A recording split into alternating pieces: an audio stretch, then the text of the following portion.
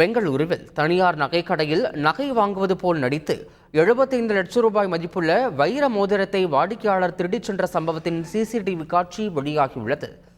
மகாத்மா காந்தி சாலையில் உள்ள நகைக்கடையில் டிப்டாப் உடையணிந்து வந்த நபருக்கு விற்பனையாளர் நகைகளை எடுத்து காட்டியுள்ளார்.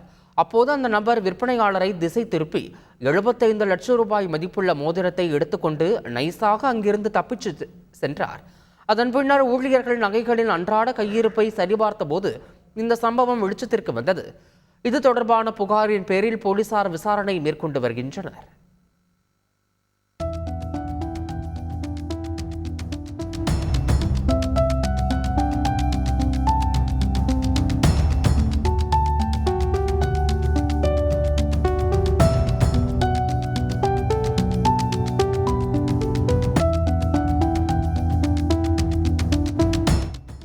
ஈரோட்டில் புகைப்பட கலைஞர் கடையில் கைவரிசை காட்டிய கொள்ளையர்களின் சிசிடிவி காட்சி வெளியாகியுள்ளது.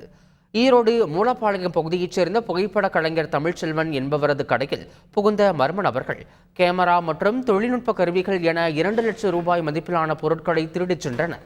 இது தொடர்பான புகாரின் பேரில் போலீசார் விசாரணை மேற்கொண்ட போது இதேபோன்று அடுத்தடுத்த 5 கடைகளின் பூட்டை உடைத்து மர்ம நபர்கள் கொள்ளை முயற்சியில் ஈடுபட்டிருப்பது தெரிய வந்தது.